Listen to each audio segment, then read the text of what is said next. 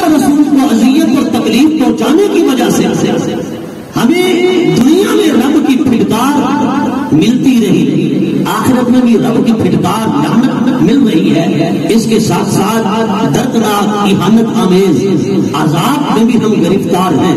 حضرات گرامی، یہ آیت پاک کا لفظی ترجمہ ہے۔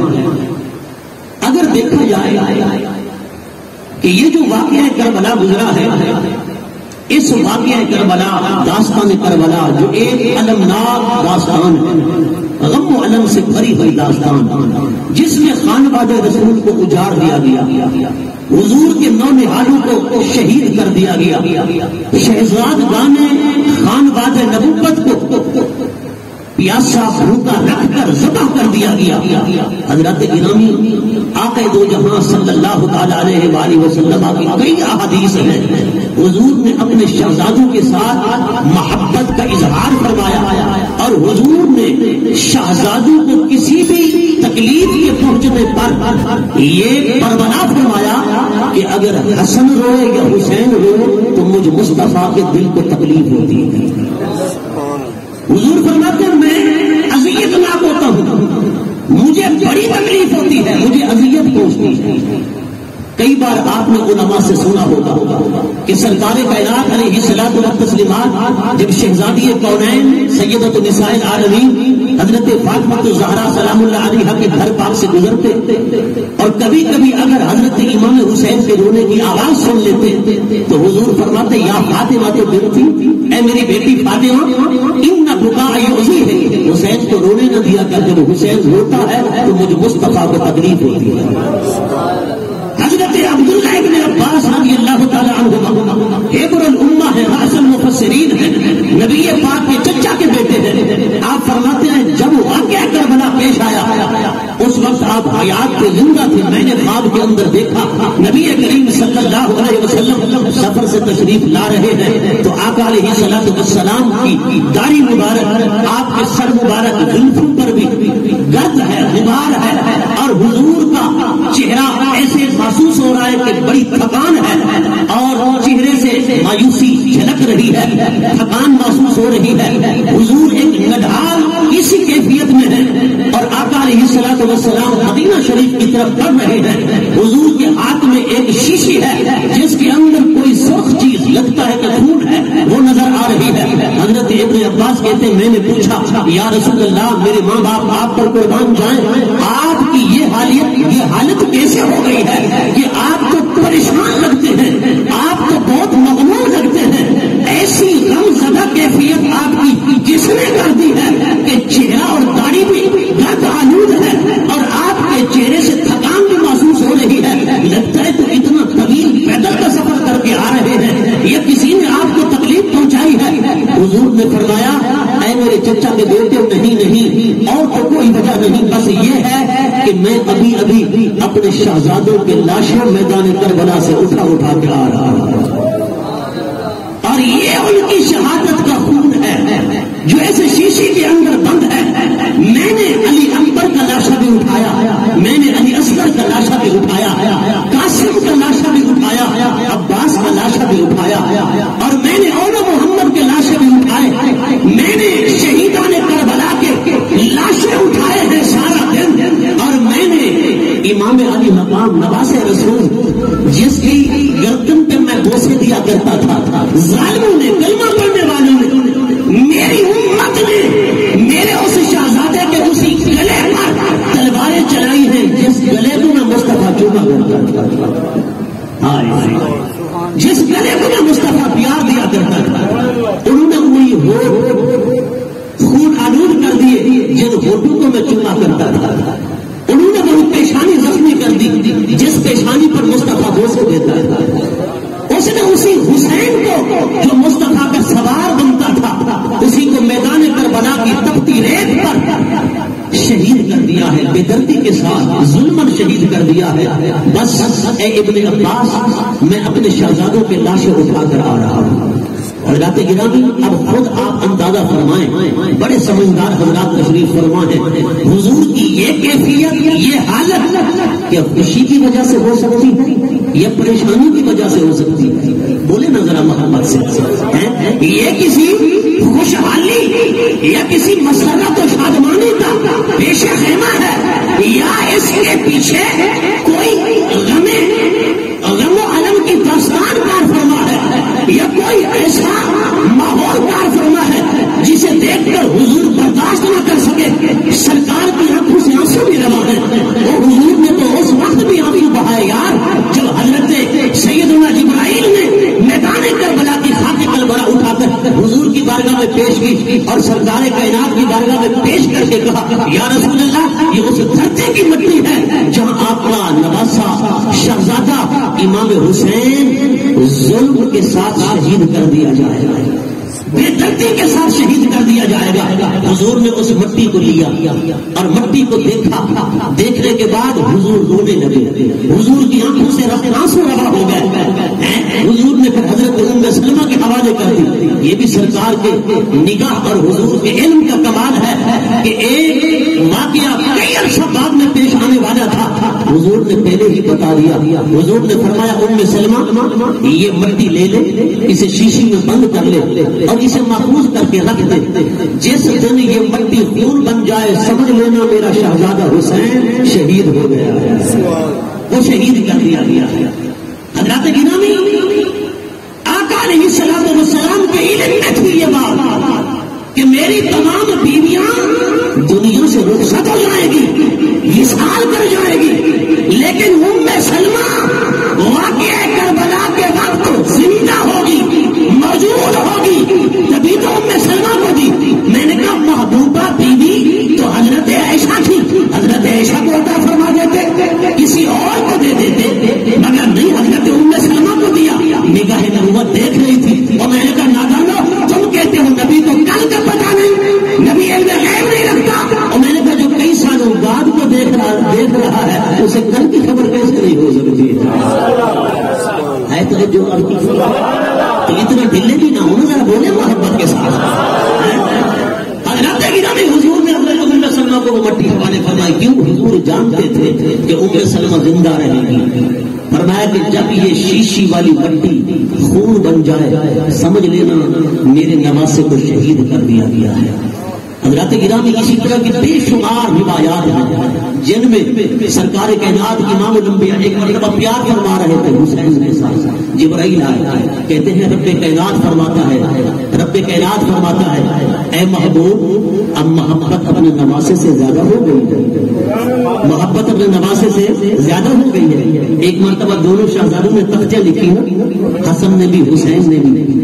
پھر لائے اپنی مما جان کی بارگاہ میں, سیدہ خاتون جنت کی بارگاہ میں, کہا کہ دیکھو خط کس کا اچھا ہے. تو حضرت سیدہ خاتون جنت سلام اللہ علیہا نے فرمایا بیٹا میں اس طرح تو نہیں کہہ سکتی کس کا اچھا ہے کس کا اچھا نہیں ہے, البتہ یہ موتی ہے, یہ 7 موتی اوپر کو پھینکتی ہوں, جب یہ نیچے زمین پہ پڑے نا تو جلدی سے چننے کی کوشش کرنا, جس کے پاس زیادہ آ گئے تو خط اسی کا اچھا ہے. جب آپ نے وہ موتی پھینکے 7 موتی تھے, 3 موتی ادھر گرے 3 موتی ادھر گرے, 3 شہزادے حسن نے اٹھا لیے, 3 شہزادہ حسین نے اٹھا لیے, 1 موتی باقی بچ گیا, وہ زمین پہ نہیں آیا. رب نے فرمایا جبرائیل جلدی جا اس موتی کے 2 حصے کر دے, ایک حصہ حسین کے سامنے ڈال, ایک حصہ حسن کے سامنے ڈال, تاکہ آدھا وہ اٹھا لے آدھا وہ اٹھا لے, کسی کا دل نہ دکھنے پائے. اللہ اکبر. جب یہ منظر حضور کے سامنے پیش کیا گیا سرکار کی آنکھوں میں آنسو جاری ہو گئے. عرض کی مولا وہ تیری شان بے نیازی, وہ تیری شان سمدیت کہ آج کو اتنا بھی گلایا نہیں ہے پر کل تو انہیں شہید کر دیا جائے گا. یہ اللہ تبارک و تعالیٰ کی شان سمدیت ہے جو اتنا بھی حسن و حسین کے رونے کو برداشت نہ کرے, حسن و حسین کی تکلیف کو برداشت نہ کرے, نہ خدا نہ مصطفیٰ. تو جو حسن و حسین کو تکلیف دے, حسن و حسین کو اذیت دے, ذرا ایمان سے بتانا پھر اس پر رب کی لعنت ہوگی یا نہیں ہوگی. ان الذین یؤذون اللہ ورسولہ لعنہم اللہ فی الدنیا والآخرہ. ارے طبیعت کے تقاضے سے شہزادے ہوئے, حضور کا دل دکھتا ہے, رب کو بھی گوارا نہیں ہے, اور میں نے کہا طبیعت کے تقاضے سے اگر یہ روتے ہیں حضور کو اذیت پہنچتی ہے, رب کو تکلیف پہنچتی ہے,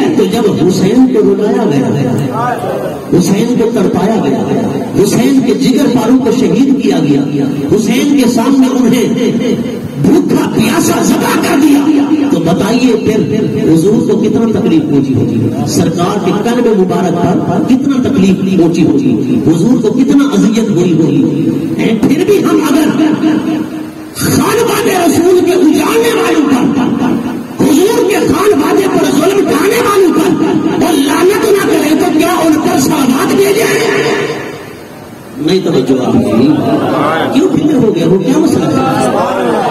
اگر دل میں ہے غیرت اہل بیت کی ضرورت سے بولے بلند آواز، یار یہ باتیں کیوں بلوانے کی ہوتی ہیں؟ آپ کا دل بولے تاکہ آپ کو پتا تو چلے کہ آپ کس کھڑے والے ہیں۔ نہیں توجہ، اچھا جو اس کھڑے والے میں نہ بولے، جو اس کھڑے والے میں بولے، جو اصحاب شمال سے بے شک چپ رہے، جو اصحاب یمین سے ذرا اونچا بولے، ہم تو آج بھی حسینی ہیں، کل بھی حسینی ہوں گے اور میدان معاشر میں بھی حسینی ہی رہیں گے، ہمارا تو ایمان ہے۔ میں نے کہا جنہوں نے خانواد رسول پر ظلم ڈھائے اور لعنت کے مستحق نہیں، تو کیا ان پر درود پڑے جائیں، ان پر رحمت بھیجی جائے؟ او بدبخت مولویو، ہوش کے ناخن لو، آج بھی یزید کے ہم نوا بنتے ہو جس نے حسین کے پورے خانوادے کو غائب کر دیا۔ ہے تو اونچا محبت نہ نرم گوشے رکھتے ہیں، شخصیتوں کا اظہار کرتے ہیں، محبتوں کا اظہار کرتے ہیں، صحابیت کے لیبل لگاتے ہیں، تابعیت کے تمغے دیتے ہیں، تقویٰ و طہارت اور پاک دامنی کے اسٹار دیتے ہیں۔ اور میں نے کہا بدبختو، یہ تمغے مت دو، یہ اسٹار مت دو، یہ اعزاز مت دو، رب نے یہ اعزاز نہیں دیا ہے تو تم کس بات کی بولی ہے تو جو آپ کی بولو، رب نے تو یہ اعزاز ان کو نہیں دیا جو اللہ رسول کو اعزاز پہنچائے، اللہ رسول کو تکلیف پہنچائے، اللہ رسول کی بغاوت کرے، رب نے تو انہیں یہ اعزاز نہیں دیا، رب نے تو یہ تمغے نہیں دیے۔ تم کیوں کہتے ہو؟ عادل تھے، متقی تھے، پرہیزگار تھے، امیر المومنین تھے، فلاں فلاں تھے۔ میں نے کہا وہ حضور کی حدیثیں کدھر گئی؟ کہتے صحابہ نے بیعت کی، اور میں نے کہا صحابہ کا بیعت کرنا تو دکھا رہا ہے، ارے بدبخت تو آگے والی بات کیوں نہیں دکھاتا؟ صحابہ نے بیعت تو کی کچھ نے، لیکن پھر توڑی بھی کہ نہیں؟ میں نے کہا اٹھاؤ نا حدیث کی کتابیں، میں نے والا تھا، اٹھاؤ بڑے بڑے بزرگوں کو، اٹھاؤ بڑی بڑی حدیث کی کتابیں، علماء نے لکھا، محدثین نے لکھا، سیرت نگاروں نے لکھا، غسیل الملائکہ حضرت حنظلہ کے بیٹے حضرت عبداللہ، چند صحابہ کو جبر و اکرام کے ساتھ زبردستی مدینہ سے پکڑ کر دمشق لایا گیا یزید کے دربار میں، کہا کہ بیعت کرو، انہوں نے جبرن بیعت کرائی گئی، زبردستی بیعت کرائی گئی۔ لیکن جب یزید کے شب و روز دیکھے اور یہ حالات واپس آئے تو مدینہ میں آ کر انہوں نے عدل اعلان کہا، مدینہ والوں گواہ رہنا، ہمیں یزید کی حقیقت کا پتہ نہ تھا، یزید کے کردار کا علم نہ تھا، یزید کے کارناموں کی خبر نہ تھی، اب ہم صحابہ ہیں، حضور کے صحابی ہیں، ہم نے آنکھوں سے دیکھا ہے، وہ لمبیاں نچاتا ہے، وہ رقاصانی اور گانے والیاں رکھتا ہے، وہ ماں بیٹی بہن کے ساتھ لباقت کو صحبت کو جائز قرار دیتا ہے، اپنی بیٹی سے نکاح کو جائز کرتا ہے، اپنی بہن سے نکاح کو جائز کرتا ہے، اور یزید جو ہے وہ کتے اور ریچھ لڑاتا ہے، یزید جو ہے اس نے شراب کو حلال کر دیا ہے، وہ شریعت مصطفیٰ کی دھجیاں اڑا رہا ہے، سنت رسول اللہ کو رول رہا ہے۔ اے صحابہ گواہ رہنا، رب کعبہ کی قسم ہے، ہم نے یزید کی بیعت توڑ دی ہے، نہ آج کرتے ہیں نہ کل کرتے ہیں۔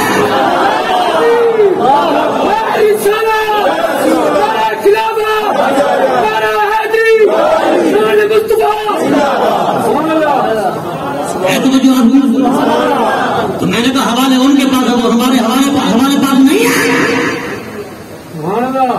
کہتے ہیں کہ یزید کی بیعت صحابہ نے کی تھی، میں نے کہا کرنا پتا ہے، توڑنا پتا نہیں، مگر یہ بھی پتا ہونا کرائی کیسے گئی، جبرن زبردستی مدینہ سے کھینچ کر دمشق لائے گئے، وہاں جبرن بیعت کرائیں گے. لیکن جب وہ اس کے شب و روز دیکھ کر آئے, اس کے حال حال دیکھ کر آئے تو کہا ہم نے بیعت توڑ دی ہے. اور حضور نے فرمایا تھا لا یزال امر امتی قائما بالقسط. حضور نے فرمایا میری امت کا معاملہ درست رہے گا, سیدھا رہے گا, حتی یکون حتی کہ ایک شخص ہوگا. حضور نے فرمایا ایک شخص ہوگا من یظلمہ من سنتی, میری سنت کو بدلے گا, میری سنت کو بگاڑے گا, میری شریعت کو تبدیل کرے گا. فرمایا رجل من بنی امیہ, وہ بنی امیہ کا ایک مرد ہوگا یقال لہ یزید, جسے یزید کہا جائے گا. حضرت ابو ہریرہ راوی حدیث فرماتے ہیں کہ سمعت رسول اللہ صلی اللہ علیہ وسلم, میں نے رسول اللہ صلی اللہ علیہ وسلم سے سنا تھا, آقا علیہ الصلوۃ والسلام نے فرمایا, حضور نے فرمایا ایک شخص ہوگا رجل من بنی امیہ, بنی امیہ کا ایک شخص ہوگا. فرمایا من یبدل سنتی, اور روایت میں ہے اولو من یبدل سنتی رجل من بنی امیہ, سب سے پہلے جو میری سنت کو بدلے گا, میری شریعت کو تبدیل کرے گا, فساد ڈالے گا, بگاڑ ڈالے گا, شریعت کی دھجیاں اڑائے گا. فرمایا رجل من بنی امیہ, بنو امیہ کا ایک شخص ہوگا یقال لہ یزید, فرمایا اس کا نام یزید ہوگا. جو حضور کی شریعت کو بگاڑے, سنت کو بگاڑے, حضور کے دین کی دھجیاں اڑائے ہیں, پھر بھی وہ رحمت کا مستحق ہے, پھر بھی اس پر صلوات بھیجی جائیں, اس پر درود بھیجے جائیں. حضرات گرامی بڑی قابل توجہ بات ہے. یہ یزید کا کردار, یہ یزید کے کارنامے اس بات کی دلیل ہے کہ وہ رسول اللہ کا دل دکھانے والا ہے, رب کو بھی اذیت پہنچانے والا ہے. اور رب کا قرآن اعلان کر رہا ہے ان الذین یؤذون اللہ ورسولہ لعنہم اللہ فی الدنیا والآخرہ. حضرت امام احمد بن حنبل سے ان کے بیٹے نے پوچھا یزید کے بارے آپ کیا کہتے ہیں؟ امام احمد بن حنبل وقت کے امام بے بدل نے کہا, آپ نے فرمایا بیٹا یزید پر میں لعنت کرتا ہوں, یزید کافر ہے. کہا کیوں؟ فرمایا اس لیے کہ اس پر اللہ نے لعنت کی ہے. فرمایا قرآن میں کہ اللہ تعالیٰ فرماتا ہے جب تمہیں حاکم بنایا جائے تو پھر زمین میں فساد پھیلاتے ہو. ہے توجہ آپ کی, زمین میں فساد پھیلاتے ہو. فرمایا اللہ کی تم پر لعنت ہے, یہ اللہ قرآن میں کہہ رہا ہے. پھر فرمایا امام احمد بن حنبل نے کہ خانواد رسول کو شہید کرنا, قتل کرنا, اس سے بڑا فساد اور کیا ہو سکتا ہے؟ فرمایا سب سے بڑا فساد یہی ہے. اس لیے یزید لعنتی بھی ہے, کافر بھی ہے, جہنمی بھی ہے.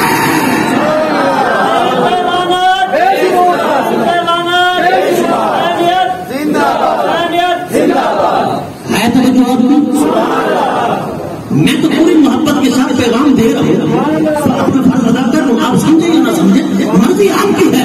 حضرت گرامی امام احمد بن حنبل اتنا بڑا امام کہتا ہے.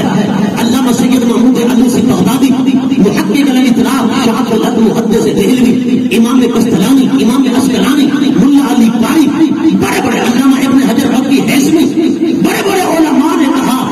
اور حضرت قاضی ثناء اللہ پانی پتی رحمۃ اللہ تعالی علیہ نے فرمایا کہ جب یزید حسین کو شہید کر چکا, خانواد رسول کو شہید کر چکا, تو پھر اس نے چگھاڑ کر کہا این اشیاء, میرے بزرگ کہاں ہیں؟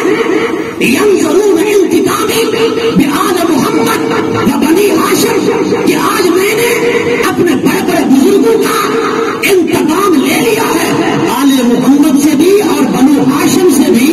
وہ میرے بزرگ آئے, وہ دیکھیں کہ میں نے بدر کا بدلہ کیسے لیا ہے. استغفر اللہ. بدر میں کون تھا؟ بدر میں ابو جہل تھا, بدر میں ابو لہب تھا, بدر میں امیہ تھا, بدر کے اندر بڑے بڑے بھید کافر تھے, سرداران مکہ تھے, قریش تھے جو مارے گئے. رب نے اسلام کو فتح دی,